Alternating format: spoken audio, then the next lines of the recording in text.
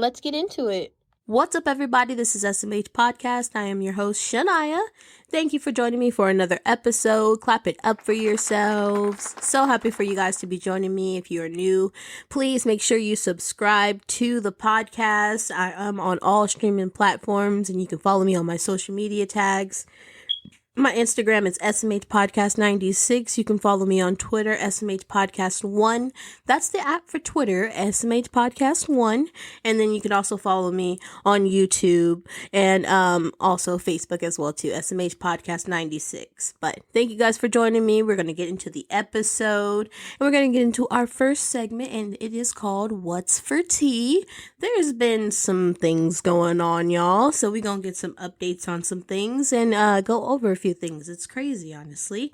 But the first up for tea, California right now is going through a lot with violent storms, and thousands have been evacuated from their homes. There's still a lot of people without power, and unfortunately, the storm has claimed the lives of 14 people. So please stay safe out there if you are in California.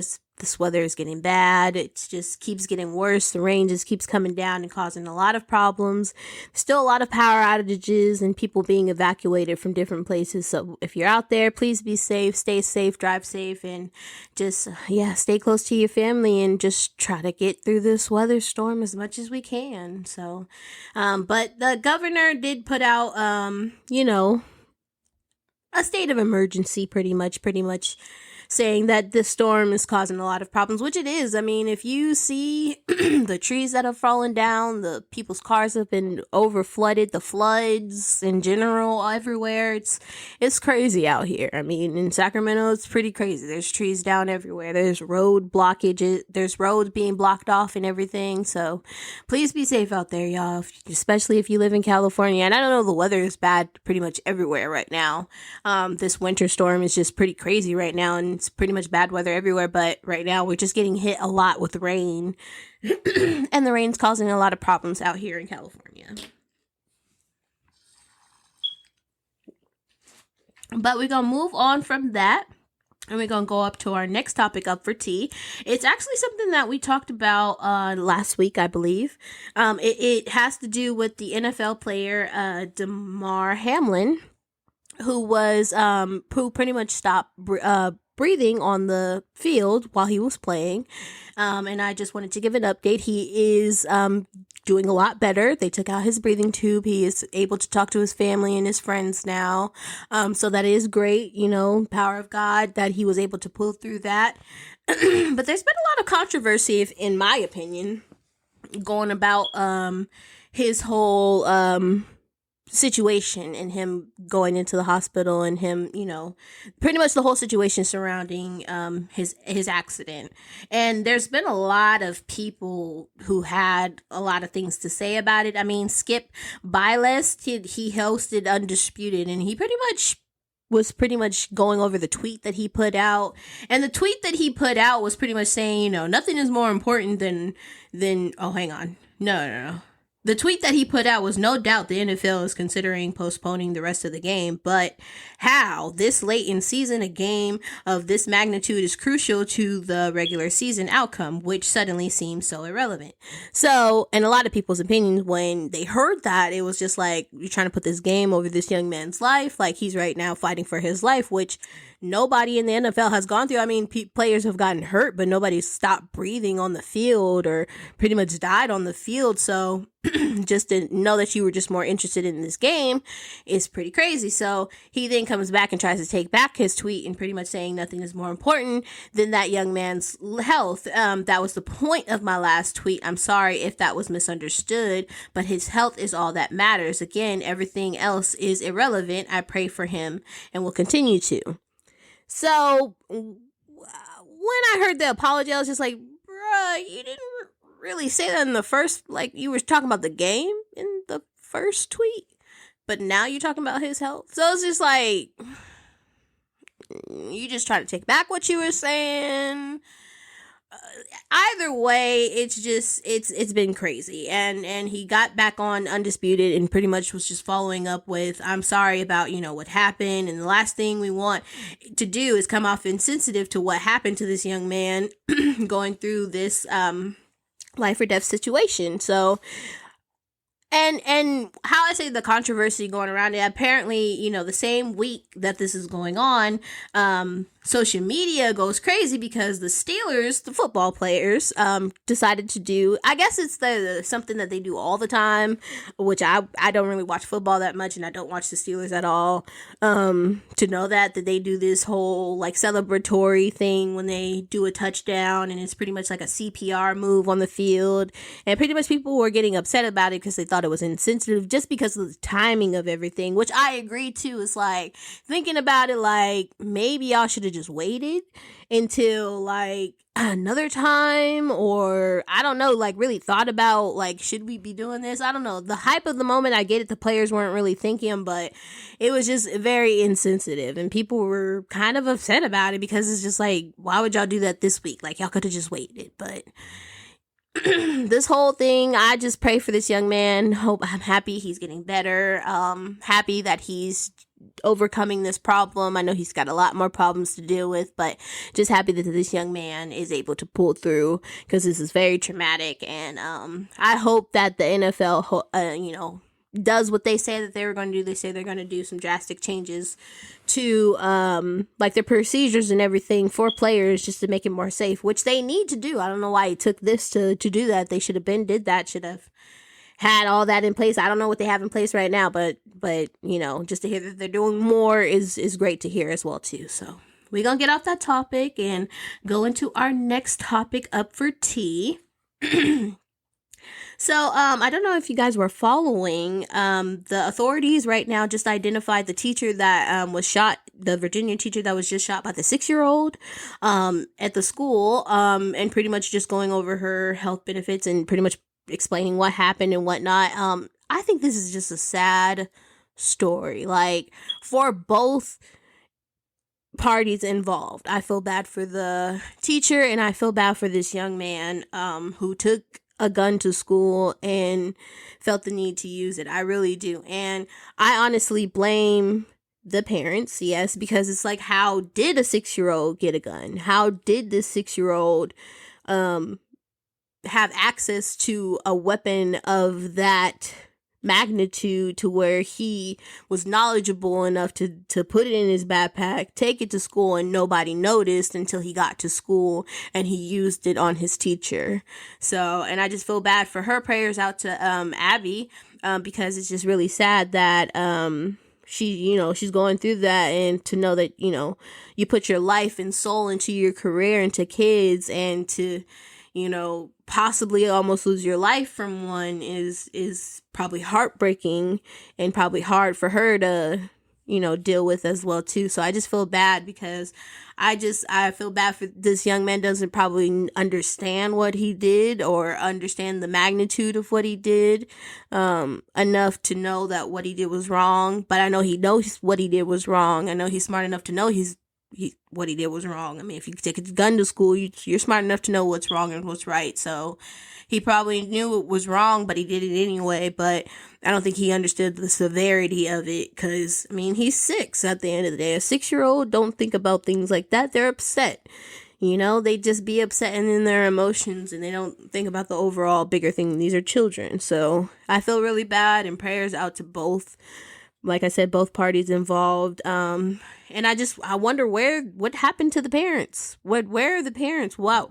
How did your child take a gun to school? Like, how is this possible? How did this happen? I just really want to understand how did this happen? And a lot of people want to know what happened. There's this mom, she's pretty much outraged about what's going on, and she pretty much blames the guns, which I agree to. Guns are the problem, because we shouldn't be having guns so much in, like, America has a real big gun problems. I mean, that's why there's so many mass shootings, kids dying, and kids being able to have guns, and the problems that are going on in, like, Chirac and New York and all that. I just think it's crazy that we have such or have such access to these guns, and these guns are fatal. Like, what's the point of and I get it, people should be able to have guns and all that. There are states where you should be able to have guns, but young children should not be able to have access to these type of things. Like, and the problem is going to be trying to understand how to control gun laws and guns into a way to where people who want to use them are happy, but people who don't like them will also be happy as well too. So I think it's just a very unfortunate situation. It's very sad, and I think it's a very big problem we have in America, and we need to do something about it. We need to do something about this problem, for sure. This gun problem is getting out of control. That 6-year-olds are taking guns to school. It's out of control. It's been out of control. And I hate that it's coming this far. Like, what else is going to happen before they understand that we need to do something about this problem? So I think it's really sad. So moving on from that, we're going to go on to our next topic up for tea. Right now, Meek Mill is in a little bit of a controversial situation, even though I'm just explaining the situation to y'all. Right now, Meek Mill, he issued an apology to the people of Ghana for a shooting of his latest video at the Jubilee House. So he pretty much apologized, saying that he didn't mean to disrespect anybody. He wasn't trying to disrespect a country or the community. He wasn't trying to do anything malicious at all. He was just, simply there and was just shooting his music video, and he thought everything would be fine. But the people who commented back to him, they weren't really upset with him, which I kind of understand why they weren't really upset with him. They're really upset with their government. And I can understand why. Like, the Jubilee House is kind of like the White House in their sort of sense. And a lot of them haven't even seen the inside of it. A lot of them haven't been able to go to there or know what goes on there. So a lot of them feel like, why does this American rapper get to come to our country and be able to shoot a music video in it when some of us aren't even allowed to come inside the building? So I can get why they're really upset about that. They're not really upset at Meek Mill, even though he's going to get the backlash of it because he essentially brought the situation to light. But I really just think that it sucks that that people in their own country don't get to go to a place called like the White House. Like, I see how I see why they're upset.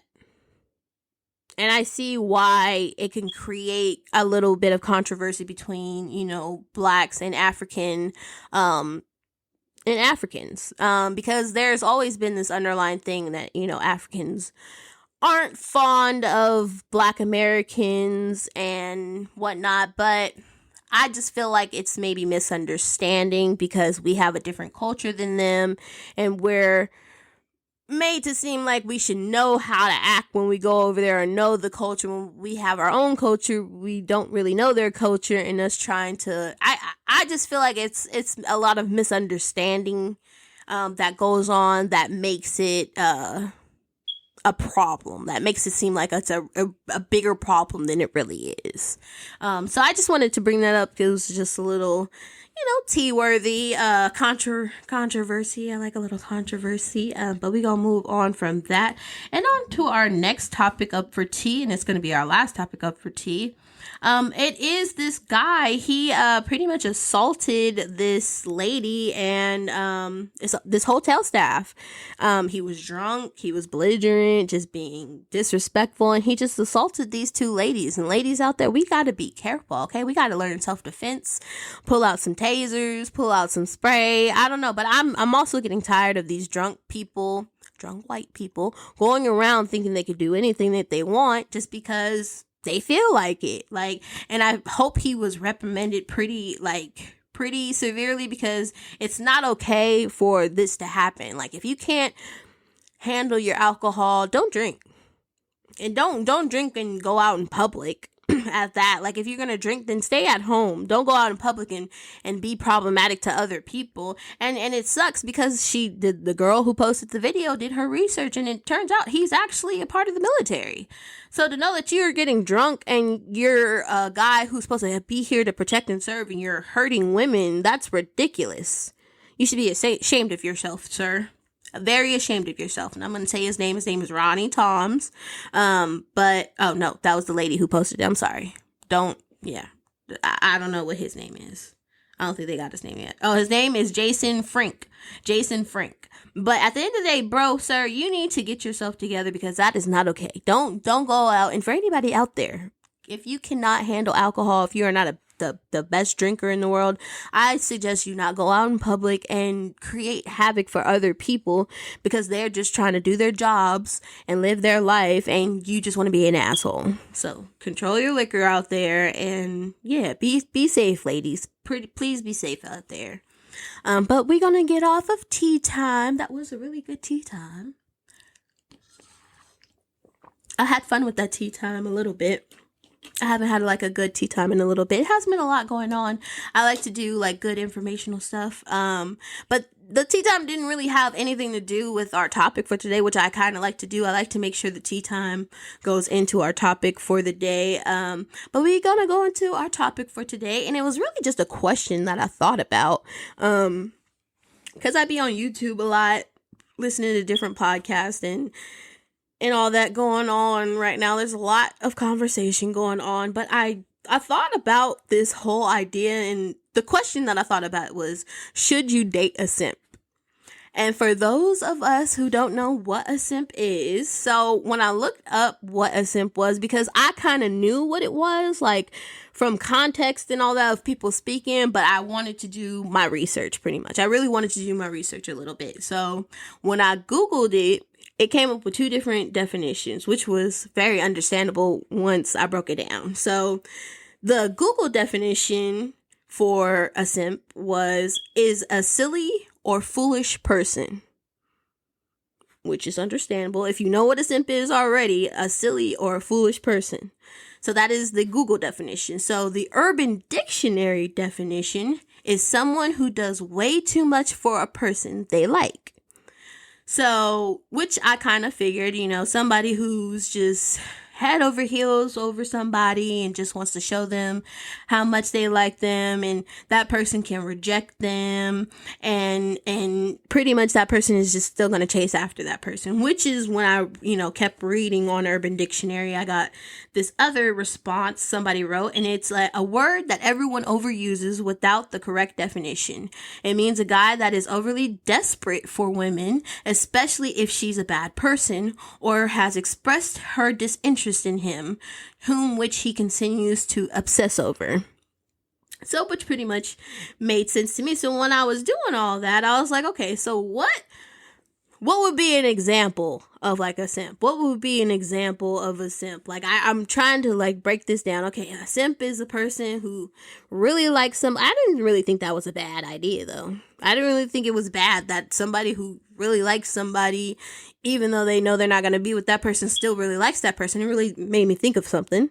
I'm going to hold on to that. It really made me think of something, but I'm going to hold on to that because I want to really just break this down. So I thought, well, what's like an example of a simp? So an example of a simp would be someone who buys a girl lunch every day, expecting that she'll develop feelings for him. It could also be someone who's persistent in trying to woo the woman even after rejection. Alternatively, they might allow a woman to walk all over them.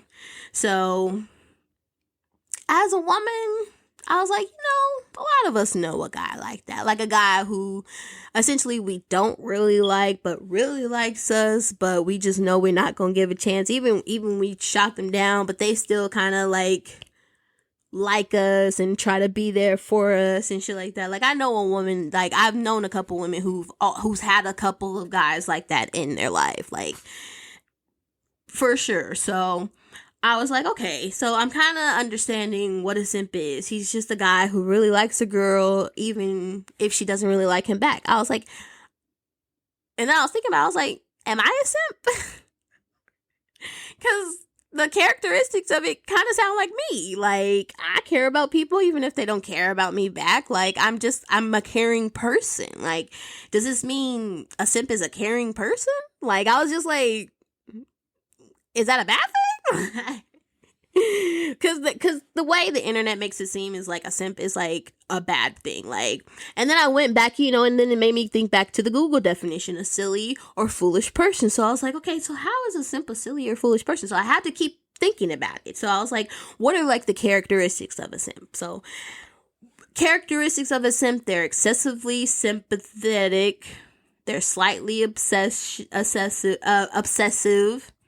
they're overly giving, and they do too much for the person that won't do it to them in return. So I was like, to me, it sounds like unconditional love.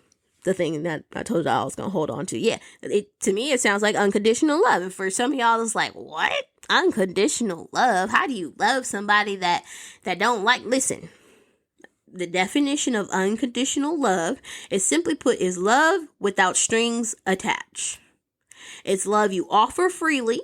You don't base it on what the other person can do for you in return. You simply love them and wanting more than nothing but happiness for them. That type of love is often called compassion. That's what unconditional love is. So it sounds like a simp to me is someone who knows how to love someone unconditionally. Because if we know a simp, and we know a simp is like, oh, okay, she cheated on him, or she don't like him, but she uses him for this and that, but he still is willing to go to bat for her or do these things for her. It sounds like he loves her, even though he's not going to say it out loud to people. Like they're probably, people are going to downplay shit, like, because they don't want to be made fun of. Like, oh no, I don't like her like that. I don't love her like that. Like, nah. It sounds like they do. It sounds like they're experiencing unconditional love for someone, and they just don't want to express that because they know it's not going to be received well because of the negativity they'll get back from it. I mean, of course, they see that it doesn't look good for them, but regardless of anything, they're willing to go through that because for them, it's not about that. It's for them, they just want to love this person. For them, they just want to express their love for this person. So they're doing whatever they can to make sure that person knows, like, hey, at the end of the day, I'm always going to love you. I always love you. You're always going to have love this way. Even if you don't feel it from anywhere else, just know you always going to feel it this way. Like, even if you don't talk to me, you don't see me, you don't need me for anything but this. Like, I'll be that person to just do this for you if that helps you. Like, what's wrong with that? I don't think anything is wrong with that. So I realized, I was just like, maybe a simp is a person who just is able to express unconditional love to someone. So many of us experience conditional love. Like, it's probably shocking to hear when someone is able to go the lengths and go the route to show someone that they love. Like, many people experience conditional love. Like, I'm only gonna love you if you're able to do this for me. Like, I'm only gonna love you if you're able to do that for me. Like, you're only gonna get love from me if you are able to, a lot of us experience conditional love, and a lot of us know a lot of people who have shown us conditional love, because at the end of the day, a lot of us is like, well, it's not about that for me. Because for me, I hate money. I hate money creates problems for people. I hate that money creates dividedness, greed, and it creates a lot of unnecessary problems for people that it will hinder a lot of experiences, and it can stop a lot of people from doing things just because they feel like money is what they need to succeed, or money is what they need to do things. So I really hate the idea of money. That's why, in my other podcast with 93 Torrance, I was like, I'll pay for a date and all that, because I've been that girl. Like, I don't pay for all my dates, but I will be the person to be like, okay, we can go halvesies, or I'll pay for this date and you can pay for the next one. Like, just something in a way to where it's not money is going to get into the way of an experience of us getting to know each other. Money is not going to be a problem for us to actually hang out, and for me to pick your brain in a setting that's not sexual or in a way that we have to feel like we have to be intimate with each other and we can just be ourselves type shit. So that's why I hate money. So for a lot of people, like I said, it's probably shocking to hear that person would do that amount of stuff for someone that is never going to show them that probably attention or time or even do those things back for them. I mean, so it's probably shocking. That's why I get why a lot of people could be like, you did that for her? Whoa. Sis, what is you doing that for that nigga? Like, he ain't even, what? I can understand it. It's the concern for that person. Like, are you okay? Are you sure this is what you want and what you need? Are you sure this is what you're going to do to get what you want? Like, at the end of the day. So I can understand, but that's why I made me go back to the Google definition. A silly or foolish person. So I started to think, how could that make someone silly or foolish? And for me, I think it's foolish for someone to put another person's need before their own. I think it's foolish for you to deny yourself happiness because you're trying to seek it with someone else, through someone else that's not going to give it to you. And I think it's silly to go beyond your means for someone that won't do it for you as well too. So I don't think you should put yourself in a bad situation. You shouldn't be going out your way to try to appease a person that at the end of the day, they don't really care. It's not going to matter to them that as much as you think it will.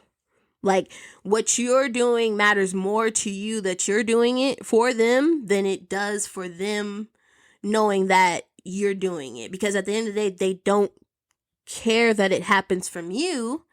All they care is that it happens at all. Like, say, for instance, money. Like, they're calling you and asking you for money to borrow. At the end of the day, they just need to borrow money from someone.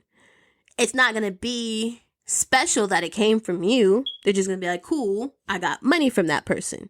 But for you, you're gonna be like, oh man, I was able to help that person, and I know they feel better because they're in a better situation. And that person starts telling you like, thank you, man, like this is gonna really help a lot. And you have to understand what you're doing is for you. So that's why you have to protect you. You're only doing it because you think it's going to make them happy. It's going to make them happy, yes, but don't think it's going to make them happy and think that they're going to correlate that happiness back to you, or think that you did something special for them, because yeah, you did, but it's not as special as you think it is. So I don't think you should be putting yourself in a bad situation just to help that person, or just to appease that person, or to think that you're doing something for that person. But that's all we have for the episode today. Thank you guys for listening. I hope you guys had a great time. Please follow me on my social media. You can follow me at my Instagram, SMH Podcast 96. Follow me on YouTube as well, SMH Podcast 96. And you can follow me on Twitter. The app for it is SMH Podcast 1. That is the app for Twitter. But thank you guys for listening. Had a great episode. And yeah, thank you guys for joining. Subscribe to the channel, y'all. Please subscribe to the channel. Love you guys. Can't wait to catch you on the next episode. I'm